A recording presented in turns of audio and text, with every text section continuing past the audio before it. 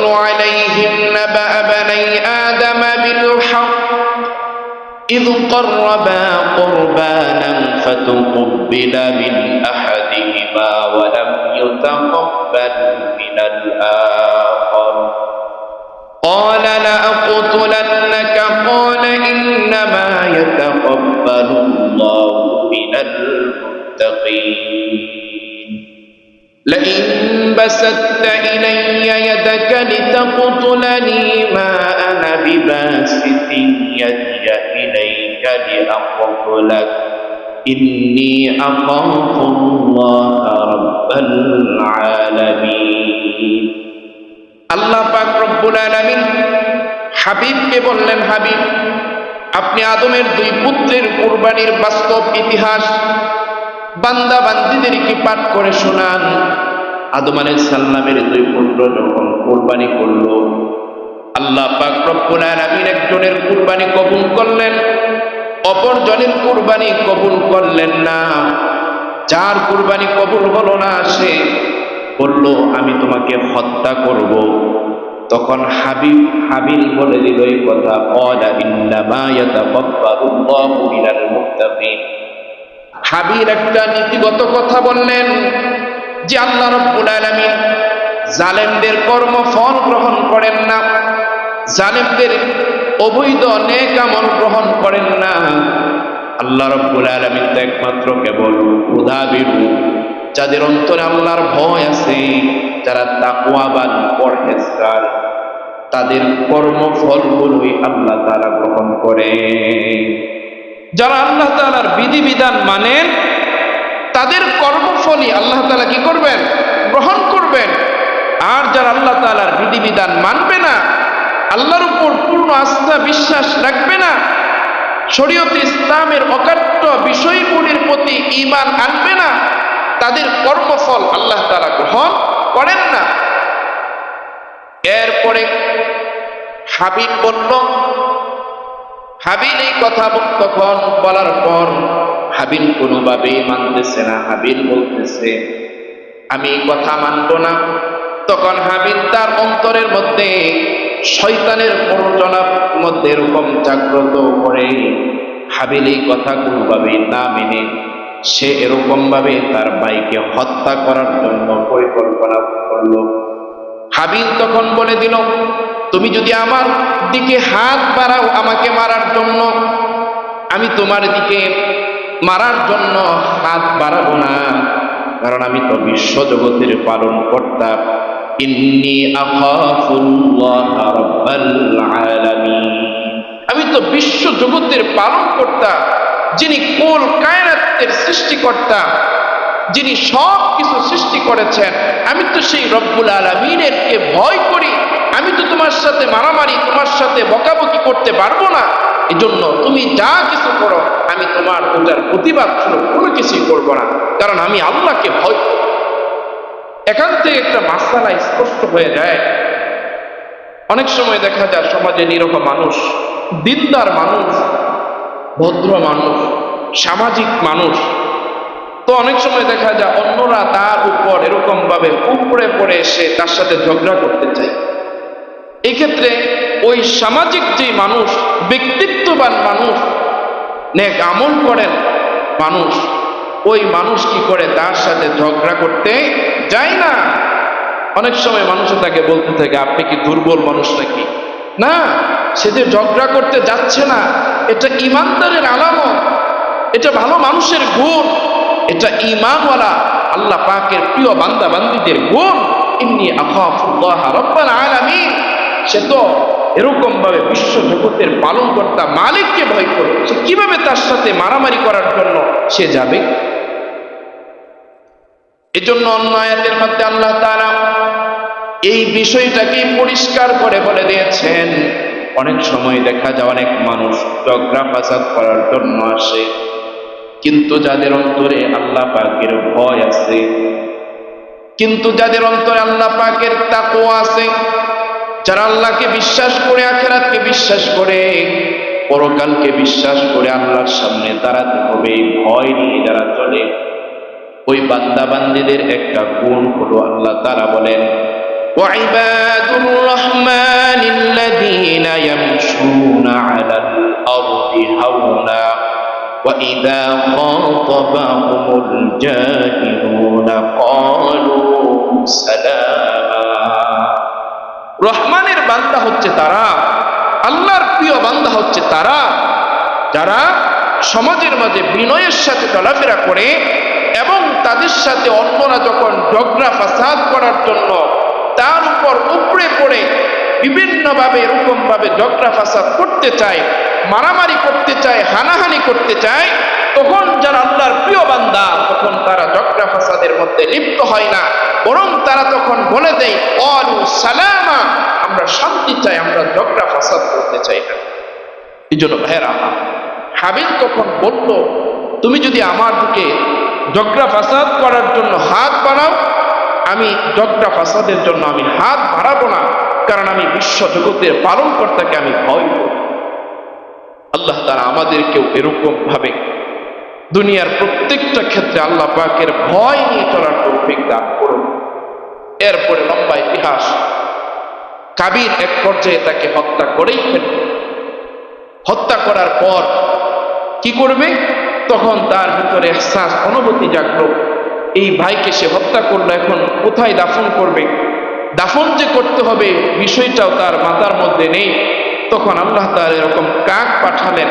কাক পাঠানোর পর কাক জমিনের মধ্যে এরকম ভাবে যখন মাটির মধ্যে মাটি যখন কি করতেছিল, তুলতেছিল, এই কাকের মাধ্যমে আল্লাহ তাআলা কাবিলকে বুঝালেন যে তোমার ভিতরে এতটুকু জ্ঞানও নাই যে তোমার মৃত ভাইকে এখন তুমি কি করবে। তখন এরকম ভাবে কাবিল এরকম মাটি তুলে তার ভাইকে এরকম দাফন করলো। এই জন্য ভাইয়েরা, এই একটা কুরবানির সূচনা এখান থেকে শুরু হয়েছিল। আদম আলাইহিস সালামের দুই পুত্র হাবিল কাবিল থেকে শুরু হয়েছিল। এই আয়াতের মধ্যে আল্লাহ তাআলা একটা নীতিগত কথা বলছেন। প্রথমে ওয়াতলু আলাইহিম নাবাআ বানি আদম বিল হক। বিল হক শব্দ এখানে বলে বোঝাচ্ছেন যে যথাযথভাবে যখন আমরা কোনো ইতিহাস বলবো, যখন কোনো কাজ করব, এই কাজ করার ক্ষেত্রে, ইতিহাস বলার ক্ষেত্রে আমার আপনার মাধ্যমে যেন কোনোভাবেই ইতিহাস যেন বিকৃত না হয়ে যায়, বিল হক বলে এটাই বোঝাচ্ছেন। অনেক সময় দেখা যায় আমাদের দেশে যারা ক্ষমতায় আসে, তো যে আসুক সে আবার বলে যে ইতিপূর্বের যে পাঠ্যপুস্তকে যে কারিকুলাম ছিল এখানে অনেক ভুল আছে, এখানে মুক্তিযোদ্ধার ইতিহাস নাই। এইভাবে নানানভাবে বিভিন্নভাবে আমাদের ইতিহাসকে বিকৃত করা হয় যারাই আসে, এটা ঠিক না।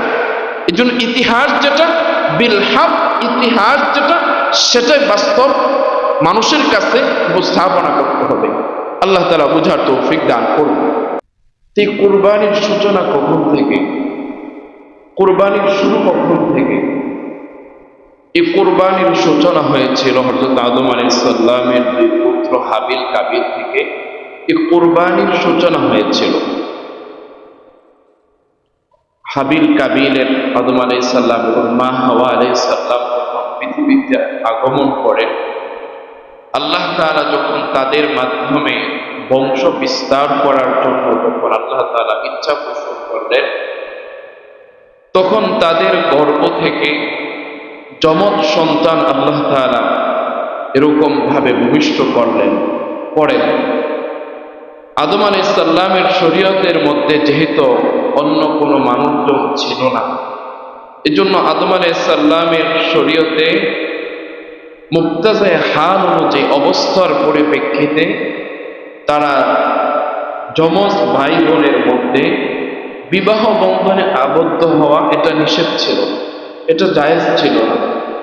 কিন্তু তাদের গর্ভ থেকে প্রতিবারই যখন সন্তান আসতো, একটা ছেলে একটা মেয়ে যমজ এরকম ভাবে পৃথিবীতে আগমন করতেন। কিন্তু প্রথম যেই যমজ ভাই বোনের মধ্যে বিবাহ বন্ধনে জায়েজ ছিল না, কিন্তু প্রথম যমজ ভাই এবং দ্বিতীয়বার যমজ যেই বোন আসতো তাদের মধ্যে বিবাহ বন্ধনে আবদ্ধ হওয়া আদম আলাইহিস সালামের শরীয়তের মধ্যে জায়েজ ছিল। তো আদম আলাইহিস সালামের দুই সন্তান হাবিল কাবিল, তো হাবিলের বোন ছিল কালো, আর কাবিলের বোন ছিল অনেক সুন্দরী। তো আদম আলাইহিস সালামের শরীয়তের মধ্যে কাবিলের বোন হাবিলে বিয়ে করবে, আর হাবিলের বোন কাবিলে বিবাহ করবে, এটাই শরীয়ত ছিল তখন। কিন্তু ঘটনাক্রমে কাবিলের বোন অনেক সুন্দরী ছিল, আর হাবিলের বোন ছিল কালো।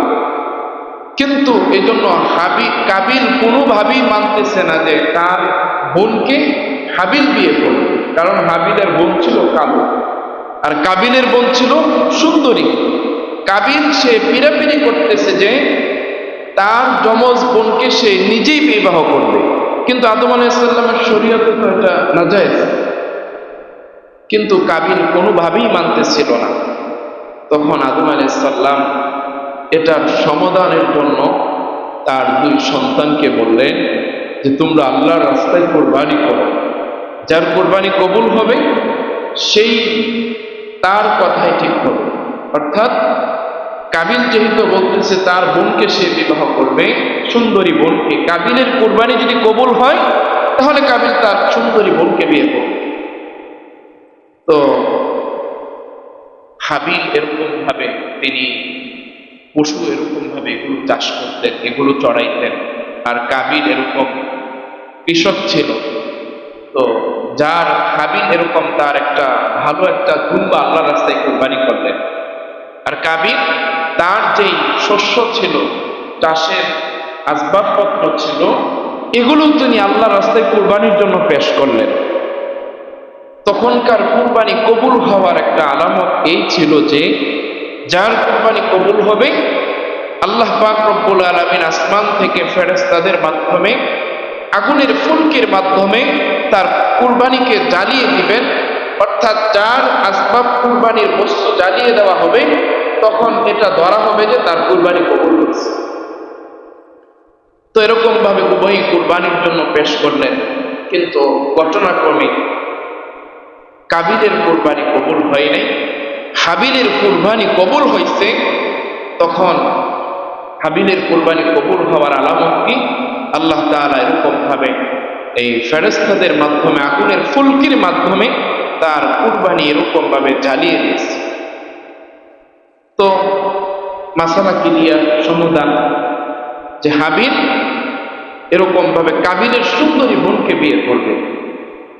কিন্তু এই পরীক্ষার পরেও, কুরবানি হওয়ার পরেও কাবিল কোনোভাবেই মানতেছে না যে তার সুন্দরী বোনকে হাবিল বিয়ে করবে। তখন কাবিল এই কথা বলল যে তুমি যদি আমার সুন্দরী বোনকে বিয়ে করো তাহলে আমি তোমাকে হত্যা করব। তখন হাবিল আল্লাহ পাকের কোরআনের এক আয়াত তিনি মার্জিত ভাষায় তিনি তখন বললেন, قال إنما يتقبل الله من المتقين।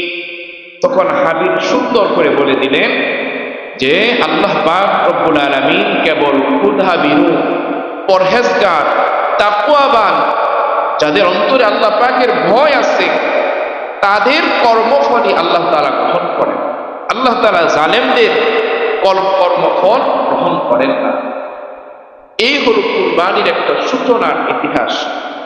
এই ঘটনাটাই আল্লাহ তাআলা কোরআনে কারীমের মধ্যে অনেক সুন্দরভাবে বিস্তারিতভাবে বয়ান করেছেন এবং হাবিবকে, রাসূলুল্লাহ সাল্লাল্লাহু আলাইহি ওয়াসাল্লামকে এই কথাও বলেছেন, আপনি কুরবানির ইতিহাস, হাবিল কাবিলের কুরবানির সূচনার এর ইতিহাস আপনি সুন্দরভাবে উম্মতে মুহাম্মাদীকে আপনি পাঠ করে শুনুন। واتل عليهم نبأ بني آدم بالحق إذ قربا قربانا فتقبل من أحدهما ولم يتقبل من الآخر قال لأقتلنك قال إنما يتقبل الله من المتقين لئن بسطت إلي يدك لتقتلني ما أنا بباسط يدي إليك لأقتلك إني أخاف الله رب العالمين আল্লাহ পাক রব্বুল আলামিন হাবিবকে বললেন, হাবিব, আপনি আদমের দুই পুত্রের কুরবানির বাস্তব ইতিহাস বান্দা বান্দীদেরকে পাঠ করে শোনান। আদম আলাইহিস সালামের দুই পুত্র যখন কুরবানি করলো, আল্লাহ পাক রব্বুল আলামিন একজনের কুরবানি কবুল করলেন, অপরজনের কুরবানি কবুল করলেন না। যার কুরবানি কবুল হলো না, সে বলল আমি তোমাকে হত্যা করব। তখন হাবিল বলে দিল এই কথা, ক্বালা ইন্নামা ইয়াতাকাব্বালুল্লাহু মিনাল মুত্তাকিন। হাবিল একটা নীতিগত কথা বললেন যে আল্লাহ রাব্বুল আলামিন জালেমদের কর্মফল গ্রহণ করেন না, জালেমদের অবৈধ নেক আমল গ্রহণ করেন না। আল্লাহ রাব্বুল আলামিন তো একমাত্র কেবল ক্ষুধাবিরু, যাদের অন্তরে আল্লাহর ভয় আছে, যারা তাকওয়াবান পরহেজগার, তাদের কর্মফলগুলোই আল্লাহ তাআলা গ্রহণ করে। যারা আল্লাহ তাআলার বিধিবিধান মানেন, তাদের কর্মফলই আল্লাহ তাআলা কি করবেন? গ্রহণ করবেন। আর যারা আল্লাহ তাআলার বিধিবিধান মানবে না, আল্লাহর উপর পূর্ণ আস্থা বিশ্বাস রাখবে না, শরীয়তে ইসলামের অকাট্য বিষয়গুলির প্রতি ঈমান আনবে না, তাদের কর্মফল আল্লাহ তাআলা গ্রহণ করেন না। এরপরে হাবিল বলল, হাবিল এই কথা তখন বলার পর হাবিল কোনোভাবেই মানতেছে না। হাবিল বলতেছে আমি এই কথা মানব না। তখন হাবিল তার অন্তরের মধ্যে শয়তানের প্ররোচনার মধ্যে এরকম জাগ্রত করে হাবিল এই কথা কোনোভাবেই না মেনে সে এরকম ভাবে তার ভাইকে হত্যা করার জন্য পরিকল্পনা করল। হাবিল তখন বলে দিল, তুমি যদি আমার দিকে হাত বাড়াও আমাকে মারার জন্য, আমি তোমার দিকে মারার জন্য হাত বাড়াবো না, কারণ আমি তো বিশ্ব জগতের পালন কর্তা। ইন্নী আখাফুল্লাহ রাব্বাল আলামিন, আমি তো বিশ্ব জগতের পালন কর্তা, যিনি কুল কায়নাতের সৃষ্টিকর্তা, যিনি সব কিছু সৃষ্টি করেছেন। আমি তো সেই রব্বুল আলামিনের কে ভয় করি। আমি তো তোমার সাথে মারামারি, তোমার সাথে বকাবকি করতে পারবো না। এজন্য তুমি যা কিছু করো, আমি তোমার ওটার প্রতিবাদ স্বরূপ কোনো কিছুই করবো না, কারণ আমি আল্লাহকে ভয় করি। এখান থেকে একটা মাসআলা স্পষ্ট হয়ে যায়। অনেক সময় দেখা যায় সমাজে নিরহ মানুষ, দিনদার মানুষ, ভদ্র মানুষ, সামাজিক মানুষ, তো অনেক সময় দেখা যায় অন্যরা তার উপর এরকম ভাবে উপরে পড়ে এসে তার সাথে ঝগড়া করতে চায়। এই ক্ষেত্রে ওই সামাজিক যে মানুষ, ব্যক্তিত্ববান মানুষ, নেক আমল করেন মানুষ, ওই মানুষ কি করে? তার সাথে ঝগড়া করতে যায় না। অনেক সময় মানুষ তাকে বলতে থাকে আপনি কি দুর্বল মানুষ নাকি? না, সে যে ঝগড়া করতে যাচ্ছে না, এটা ইমানদারের আলামত, এটা ভালো মানুষের গুণ, এটা ঈমানওয়ালা আল্লাহ পাকের প্রিয় বান্দা বান্দীদের গুণ। ইন্নী আখাফুল্লাহ রাব্বাল আলামিন, সে তো এরকম ভাবে বিশ্ব জগতের পালনকর্তা মালিককে ভয় করে, সে কিভাবে তার সাথে মারামারি করার জন্য সে যাবে? এজন্য অন্য আয়াতের মধ্যে আল্লাহ তাআলা এই বিষয়টাকে পরিষ্কার করে বলে দিয়েছেন। অনেক সময় দেখা যায় অনেক মানুষ ঝগড়া ফাসাদ করার জন্য আসে, কিন্তু যাদের অন্তরে আল্লাহ পাকের ভয় আছে, কিন্তু যাদের অন্তরে আল্লাহ পাকের তাকওয়া আছে, যারা আল্লাহকে বিশ্বাস করে, আখিরাতকে বিশ্বাস করে, পরকালকে বিশ্বাস করে আল্লাহর সামনে দাঁড়াতে হবে ভয় নিয়ে যারা চলে, ওই বান্দা বান্দীদের একটা গুণ হলো আল্লাহ তাআলা বলেন ওয়াইবাদুর রহমানিল্লাযীনা ইয়ামশুনা আলাল আরদি হাওনা وَإِذَا خَاطَبَهُمُ الْجَاهِلُونَ قَالُوا سَلَامًا।